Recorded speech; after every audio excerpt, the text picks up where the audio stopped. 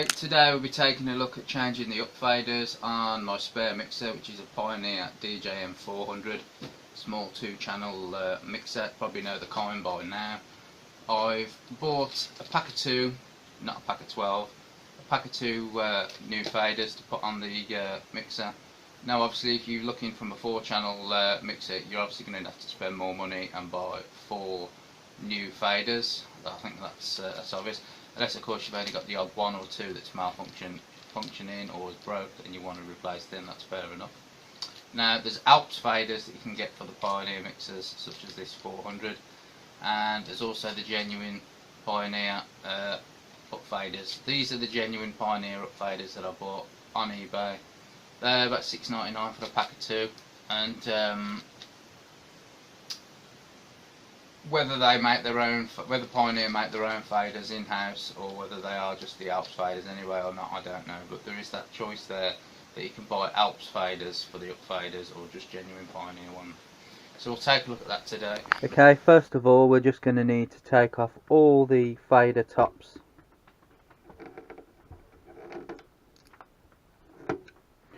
and rotary caps. They'll all just come off. Just pull them off and then put them somewhere safe. I'm just going to use the big bag. I'll take the new faders out and just use the big bag there to put them in. You find a little tub or something like that, it'll be great for that. So once you've taken all your knobs and your fader caps off, that means you can undo the screws that are on the top and remove your faceplate, and obviously then the faceplate will come up over the top of the in fact I think with this mixer it doesn't work like that with the usual faceplate. I'm not sure. It may actually come out with it. Some of the circuit board might actually come out with it, but we'll have a look. Anyway. Right, as soon as we've taken our knobs off, I'll use the bag and put them in that bag. We're ready to undo our screws. You might want to keep your screws somewhere safe as well. For the minute I'll just rest them on the top of the soldering station, but I'll probably put them in one of these bags that the faders come in. Actually, I'll just take one of the new faders out. Might have to do it nicely with a pair of scissors.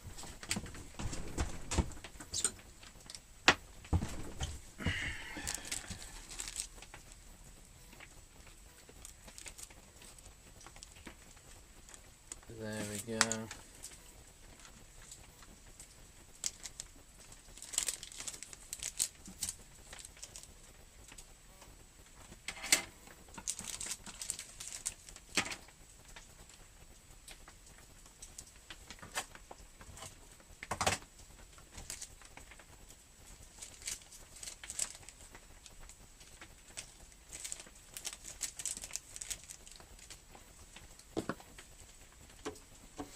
Undo the rest of your screws, press down as hard as you can to make sure you don't round off the screw.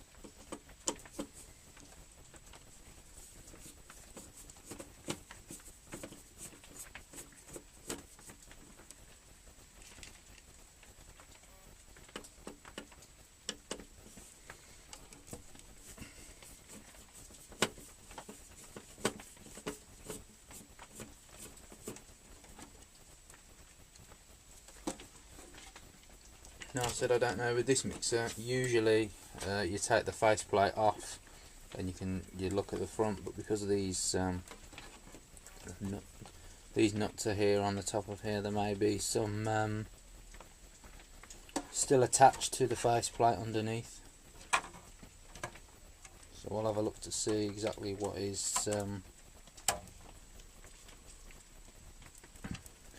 still attached there. So basically we've got some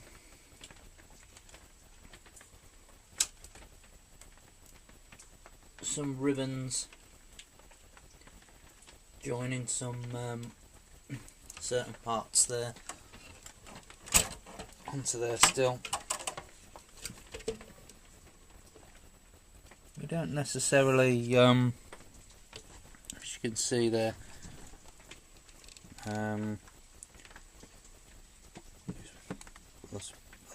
the light on. We can still see we've got some ribbons attached to the front of the front faceplate. However, our fader section is just here on a little section. So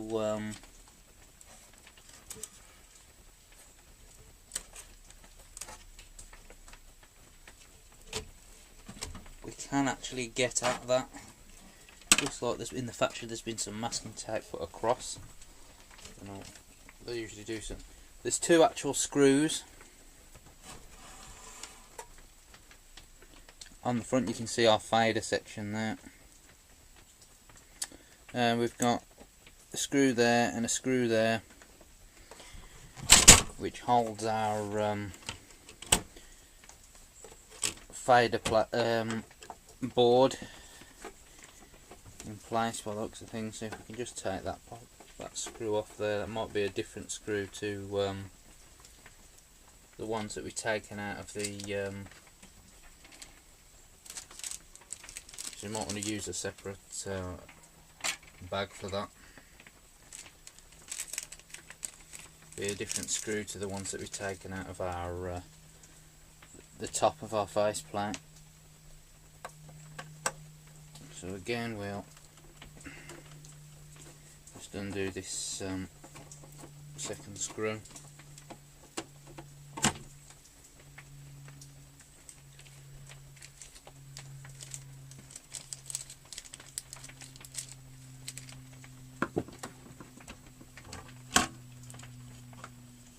See there, we have our board that connects our fader. Now there is a ribbon on there.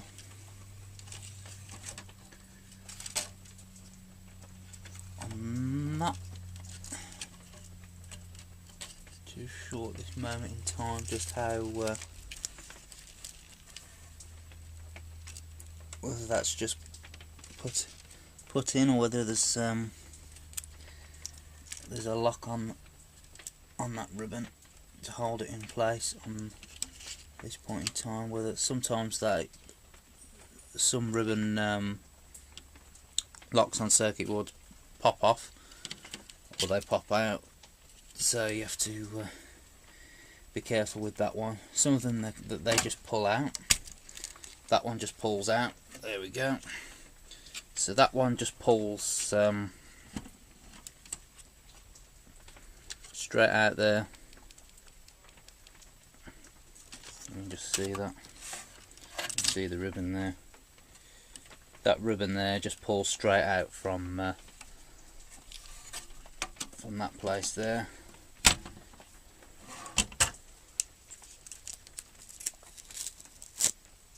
Don't know about the factory masking tape. Probably not really needed, to be honest with you. I mean, that's solidly joined on there and at the top, and so is that piece there. Now obviously we need to get to our faders. If we take a look at one of our new faders, we can see that we've got 2 pins at this end and 4 pins down at this end, which tallies up here. We've got two pins here and 4 little pins here. So that's obviously the orientation of our faders. And here again, 1, 2, 3, 4. You can see there, and 1, 2 pins there. So that one would line up there on that side. So if we can, we've got the part that we need to focus on for the minute. So if we can move our mixer over out the way.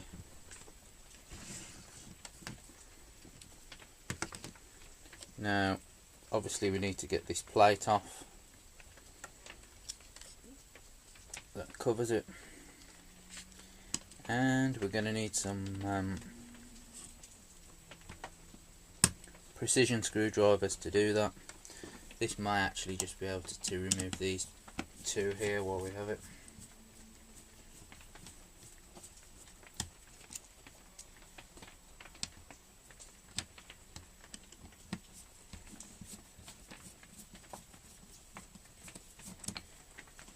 A little bit different to the usual. Again, we just keep them somewhere safe. I'll just put them on this soldering iron tray. So we're going to need. I really don't think this is. I may just get away with it. There we go. It's a very pointed tip, so I may just get away with that. Which I have done. I advise you to use your precision screwdrivers though. You've got one. I did just get away with that because it is a very pointed tip on there, and that is a screw that really needs a precision screwdriver, but I have just got away with that, so I don't have to get up and run away from the camera. Just carry on.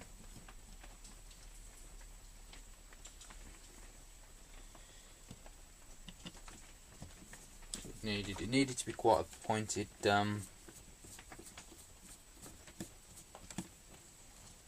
quite a small and pointed Phillips, a PH1 times 75, but PH1 is what I'm using at the minute, this screwdriver, but needed to be a relatively pointed Phillips top tip to get the screws out of the main face plate off the top anyway, so I've kind of got away with that. Now is there any see, that's the crossfader section. We're not going to meddle with that today. The crossfader was fine. Now obviously you are going to have to use a soldering iron to solder this in place. Not only have you got those 2 points that we mentioned before, but you've also got the mounting points that you have to remove as well. So you've got mounting points here and here, which will tally up with the points on the back there. As you can see, you got it there and there, which tallies up here and here.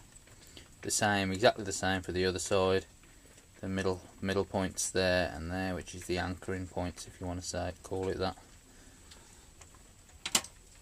That's to stop it from obviously wobbling around and moving and breaking either the solder joints themselves or the connection points themselves, and obviously damaging the fader. So they're like anchor points, if you want to call it that. So we have actually got most of the screws out that I can see. There is there's obviously something else anchoring this at the moment. This piece here needs to be pushed to the forward to the slot.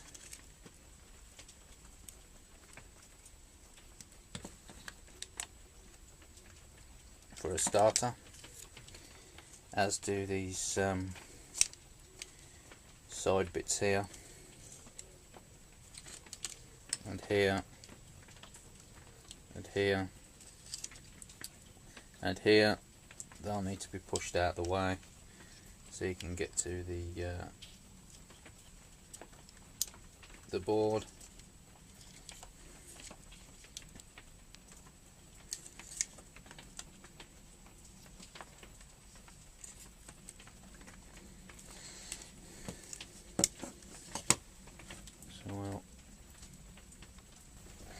Okay, so you just have to momentarily take a pair of needle nose pliers and bend very gently bend them back into those slots that they put on there. The same with the side, the same with the side piece as well that hold it on the frame. You just bend them back slightly. Then you won't have to do both sides. It will just, once the middle's popped out, it'll just lift up at an angle, and you'll be able to pull it away from the other side. But you will obviously have to bend them back in again. Be careful, because you've got your plastic part in the middle that comes out, which is for your crossfader curve. So you'll have to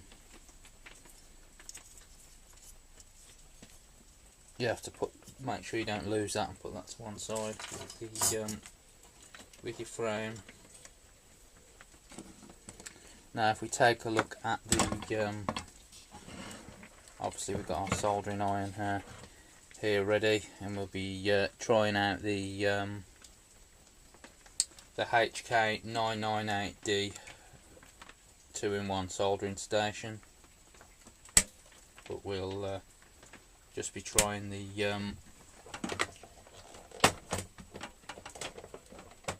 soldering iron out first.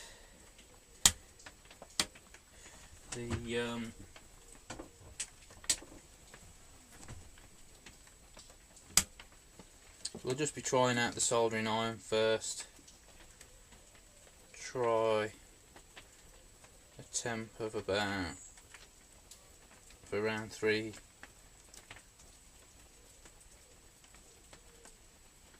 350 degrees.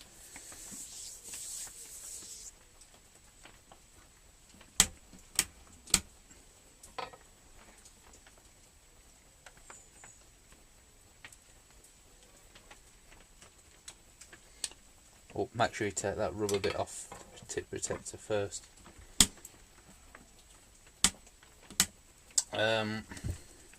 So we'll leave that there ready for that to get hot. It should get hot pretty quickly anyway, that iron, pretty instantaneously. Like I said, I'm going to try a temperature of around 350 degrees. That should be accurately enough on the heat for some PCB work. You'll need some spare solder as well, because you might to replace what you've removed. I've picked up a new solder sucker for a couple of pounds, because I can't find it. I got a gold and a red anodized, cheap anodized pair somewhere, but I can't find them, so it's only a few pounds. Or I picked up a silver line one. No, it's only a few pounds. So what that'll obviously do is, when the solder's melted, if we push that plunger down and we bring our solder sucker there, if you haven't done any, we bring our solder sucker to the joint when it's molten, and we press the trigger, and it'll quickly suck up the solder out of the way. Now obviously you can use some one of the ribbons that you can use to remove solder with as well. Can't quite remember the name, the correct term for that, but obviously if you've got that as well, you can use that. I don't have any flux for my brush at the minute. Some flux paste to put on there. If you have some flux paste, you can obviously, on the joints, you can put some flux paste on there. That'll help it does help with the removal of the solder, but I might should be able to, for something like this, get away with just the solder sucker and the heat from the iron. So we've got our tip. It's the first time this iron's been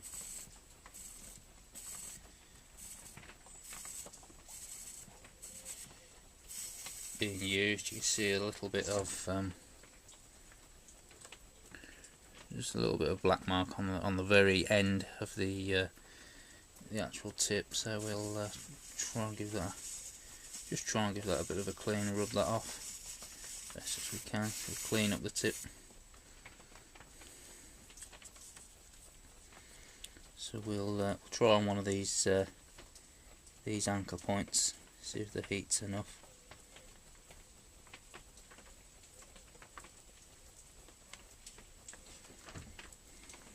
Just bring that down at an angle, because it is a little awkward because of the way it's set up.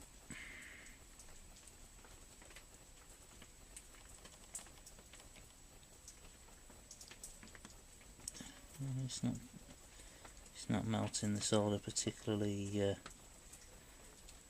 Oh, there we go. Maybe it's melting the solder, but probably a touch more heat. I'd be happy with a touch more heat on there. It's not doing it quite as effectively as I would have liked.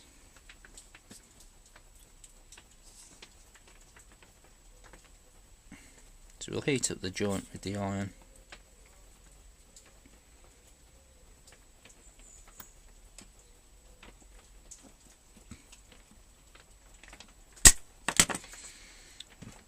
Use the solder sucker.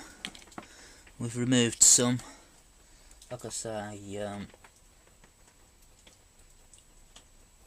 a touch bit more on the heat because it still wasn't turning liquid as fast as I would like to or as fluidly as I would like to have seen it. So like I say, this is a bit awkward. The way it is, it wants to rock around, the board does, because of those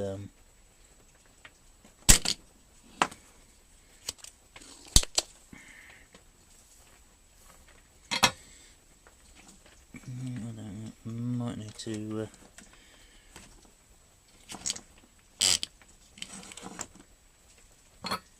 get a little bit more off there on this side.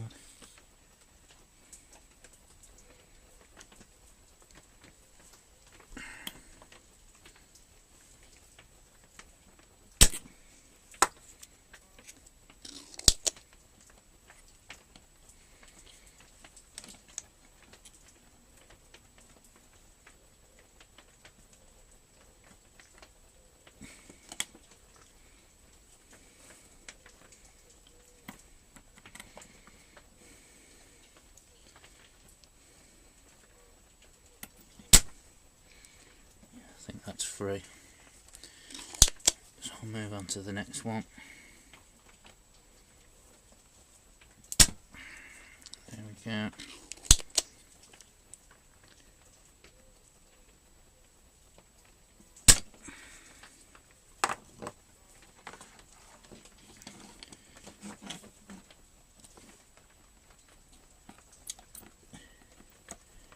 You can just use the heat of the iron to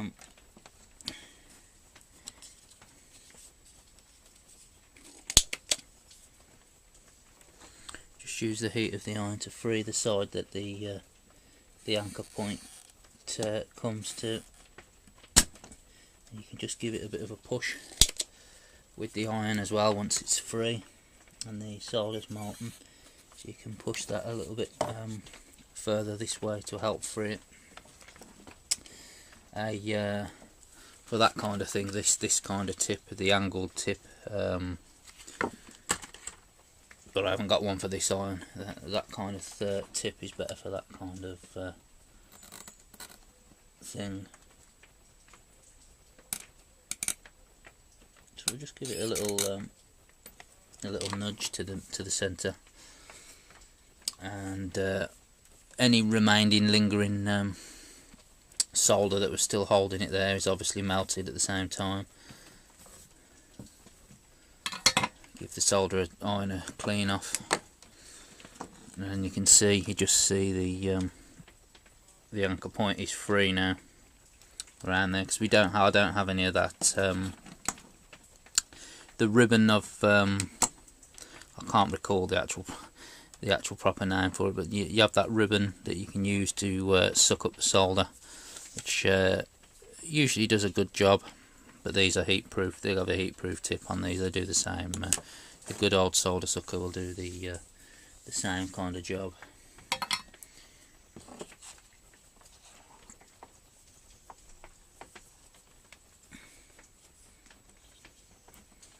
So once again, with the actual points for the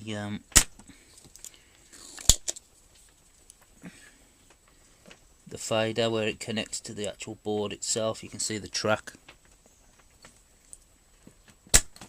where it runs.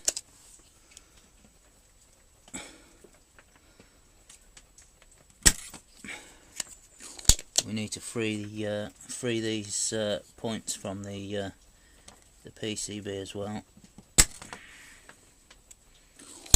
Just give this one last check. There we go. Always clean the tip off with your damp sponge.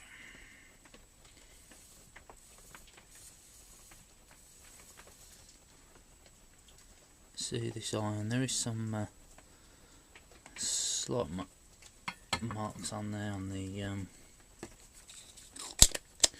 that HK998's tip. Now we get to the fiddly part, because we've got the those four little. It's a good job it's a fine point what they gave us on this iron.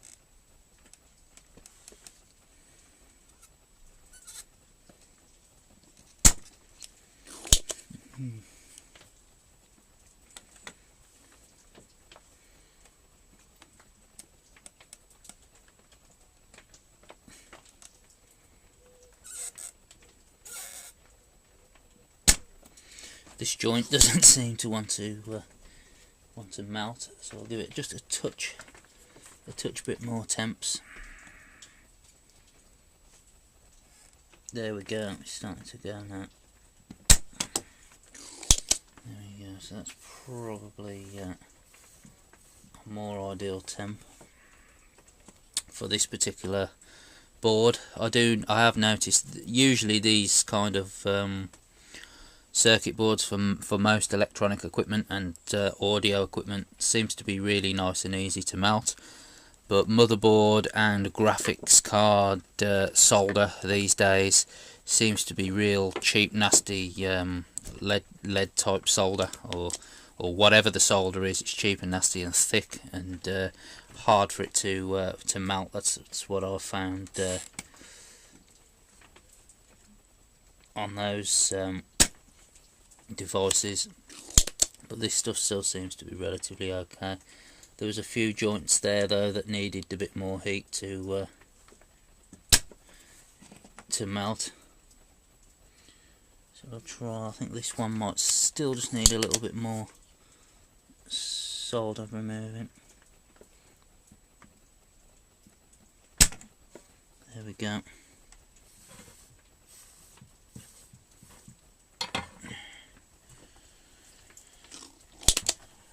Back. So we can just give it a wiggle. We can see that the there we go. We can see now that our fader has been removed from the board.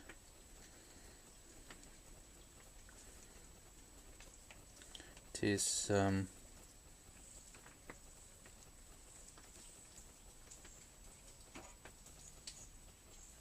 exact same fader as our new one here. I'll just place our new one there straight away before we mix it up. Now I did fader lube these up, and they did work, and it has made them work a little bit better. But there was just a little bleed or crunchiness or bleed through at the very top when it reached the top on the one fader. That needed to be replaced, and if I'm replacing the one fader for $6.99, then I may as well replace the other one as well. So that's what's happening there. So take the ones that you remove, put them well out the way so you don't mix them back up. You don't want to put the go to all that effort and put the old one straight back on by mistake. So we'll look at our board from the opposite side, and you can see there. Remember, we've got our 4 points and our 2 points there with our anchor points in the middle. So we've got our 2 anchor points in the middle, the 4 points at the top, and our 2 points at the bottom on the fader. Obviously they'll all align up and key up properly. You remember your play score with the triangle goes through the triangle hole. It's as easy as that.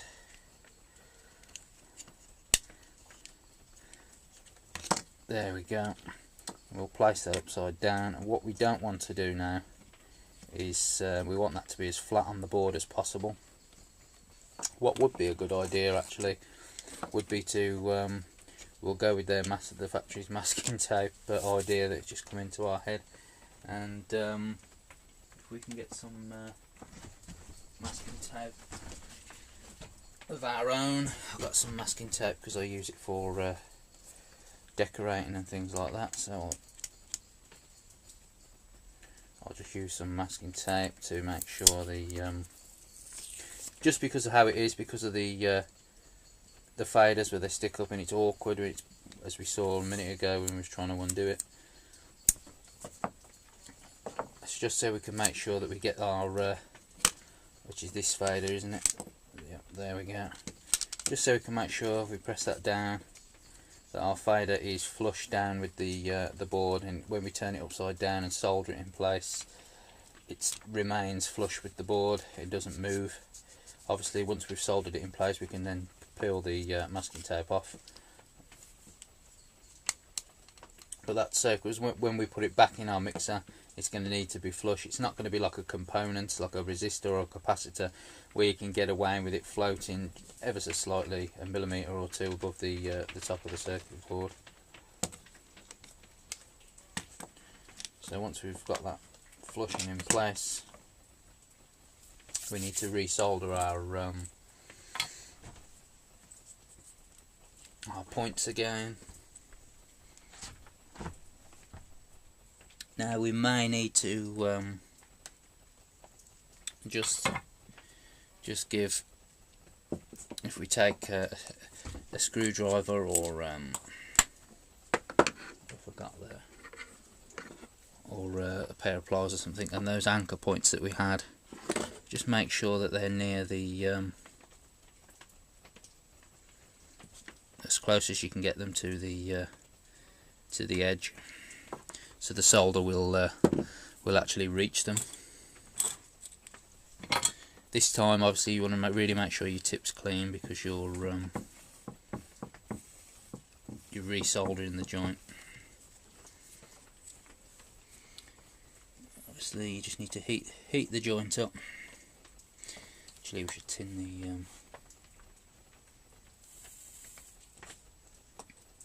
we'll tin our tip up a bit first. We haven't done that. This isn't the best of solders, this, to be fair. Wow, this isn't the best of solder.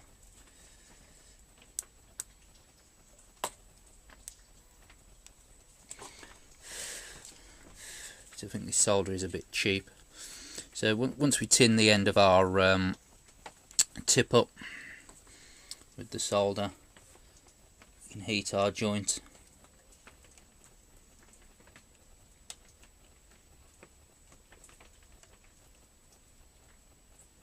And add enough solder till it covers the anchor point,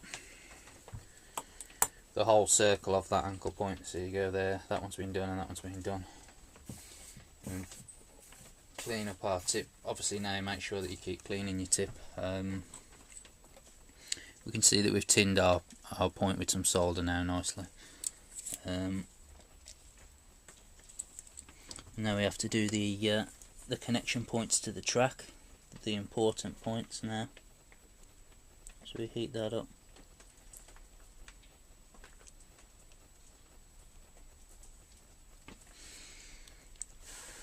There we go. We try this one. Heat the joint up.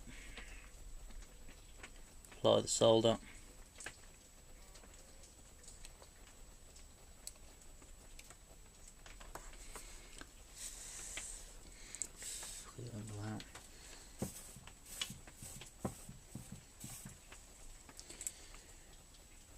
Now our fall at the top.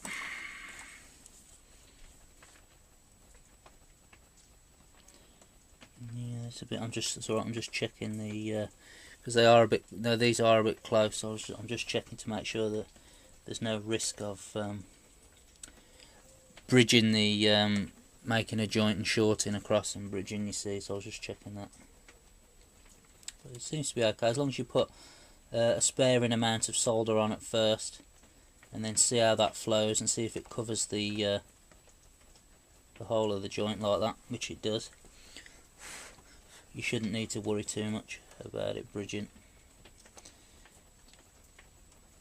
You can bring the angle up a bit more as well if you're in a tight position there.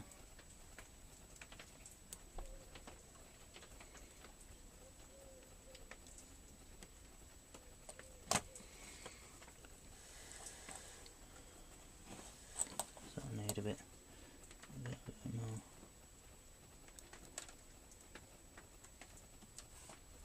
There we go.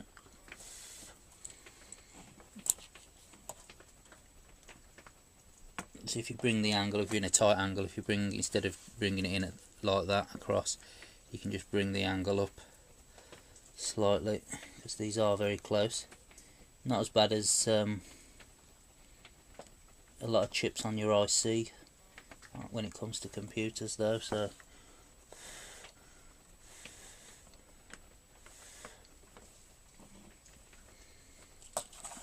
if you do have any trouble with bridging, obviously you can use your solder touches from joint to joint. I mean, you can obviously remelt it and retake it off again with the solder sucker, and or your ribbon if that's what you're using, and start again basically.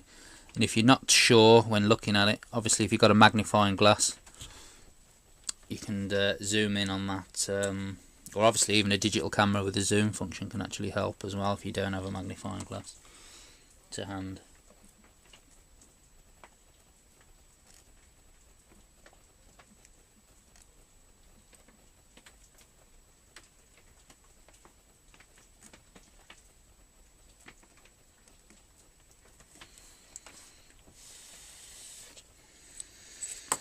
See, that's just habit from me. I'll just give it a little blow. That's just because there's no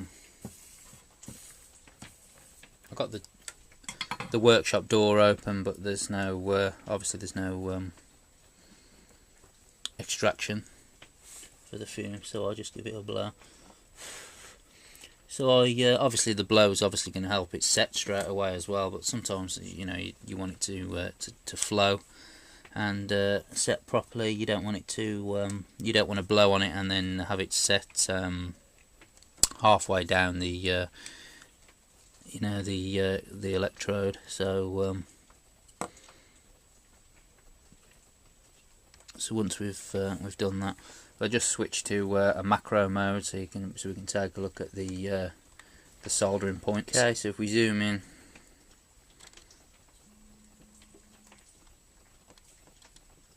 on our soldered joints, we can see our two anchor points and our 4 little connections there on the track, and our 2 there on the track. See, there's some I don't know, maybe some slight dulling to there. That solder isn't the best of brands of solder. It's just it's a cheap solder, but obviously you know, it's going to do it'll do the job.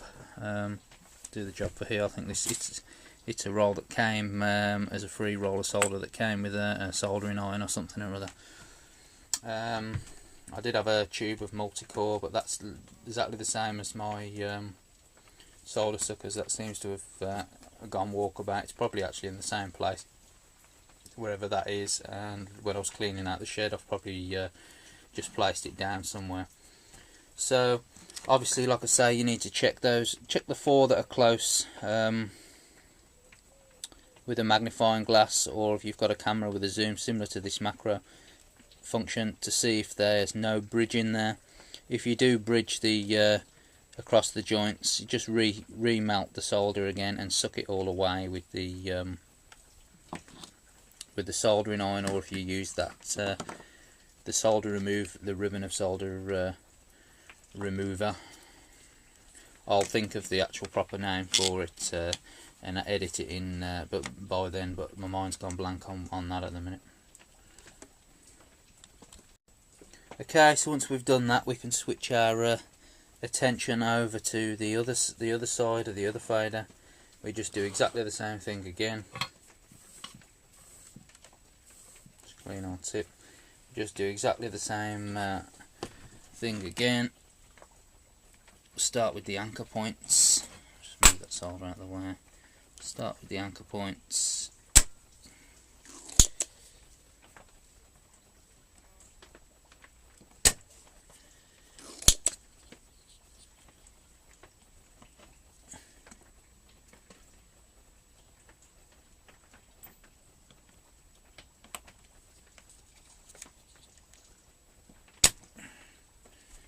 There we go.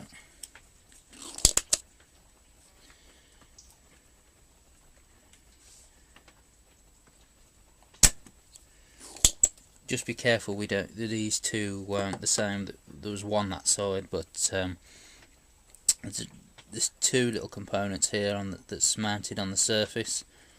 Just make sure you don't slip and put your soldering iron up and burn those components there.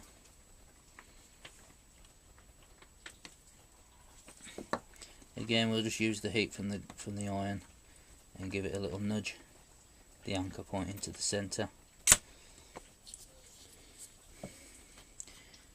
And obviously, if you find that you thought that you'd removed all the solder from each point, but when it comes to removing the fader and you've got the 2 anchor points in the middle and there's still it still seems stuck, you'll obviously have to revisit to see which one you didn't properly desolder, and just redo it again till it's free. So it's nothing to worry about too much.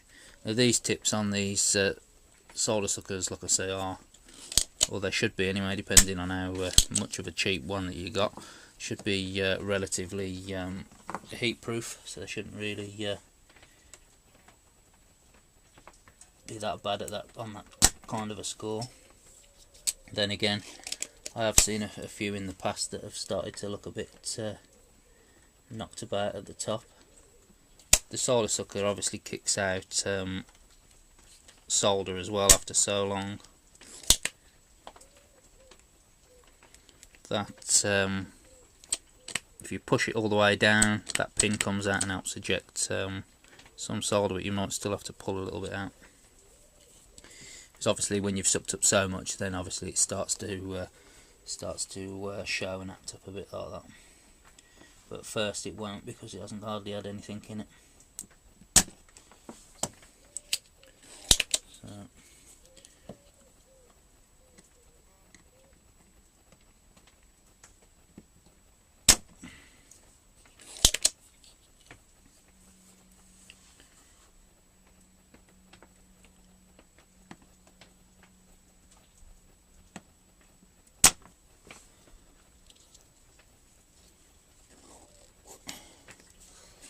okay, once we're done and we've soldered both of our new faders into the board, you can see there.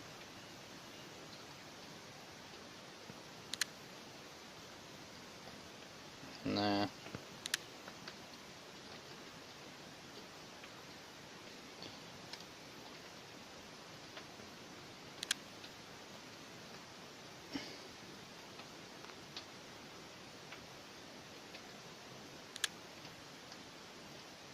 So that solder wasn't brilliant. It was that was a free roller solder that came with one of my soldering irons, but it does the job. It's all I had to hand at the minute. I did have a white tube of multi-core, but that's gone missing. So that the multi-core, the flux, and the two anodised solder suckers has gone missing. So I've got a feeling I've put all that soldering equipment together. And when I've been tidying up, I've obviously put them somewhere. But it was only a couple of £1 for a silver line solder sucker, so I just picked that up and used that for the moment.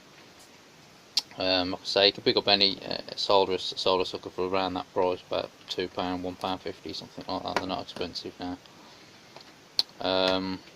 Again, just a screwdriver that was used, a PH1 in this instance. I even managed to take out the small screws from this this grill section with it. So once we've got this plate or grill section back on, and we've bent our clips back into position, and the one in the middle, and we've put our screws on the opposite side. Remember, this blue plastic clip for the crossfader curve needs to go over the clip, and you don't want that to fall out. You don't want to put it back in and realise it's fallen out, so keep an eye on that. Just put our screws back on the other side of the crossfader. We need to put our little screws that we've taken out over the up faders to secure the metal plate to over the top of those up faders that we just put in, and then we can reassemble. Reassemble it back in our mixer. Remember, we've got that ribbon connection to slot back into the ribbon. Is it here? Yeah, on the ribbon point here in the mixer, before screwing the front panel screws in and locating it, and then shutting the front and the face plate down and putting all the screws and tightening those back down. Just a reverse procedure of what we did to start with. Once you've got the fader part in place, these 3 screws here, the one above the up fader on each side and the one in the middle, will, if you can see, if I just wiggle that around, you can see it moving there. Those will secure that in place. So if you take 2 of the 3 of the faceplate screws and just screw that in there first, before you obviously screw it in on the front panel there, and that then blips either side there obviously go into that screw port there, as we undid before. But before you do that, obviously you can screw it in place and keep it in place quickly there at the top. Okay, once that's done and you've put all your fader caps back on and your rotary caps, obviously the grey ones along the level are on the levels at the top, and the gains or trims, everything else is obviously black, and you've got the 2 different ones there, what I mentioned, that are exactly the same, but for the effect section. Be careful when you put your fader caps on. You don't push down really hard, because you will damage the just gently push them down, because you will damage the faders again. You don't want to do that after you've obviously you've just repaired them. You don't want to have to take it apart and do the same thing all over again, even though now you know how to do it if you do that. Obviously you check the function of those faders now, they go up fine. You're ready to rock and roll. That's it, your skills are complete. You're a Jedi now. You can even repair your equipment.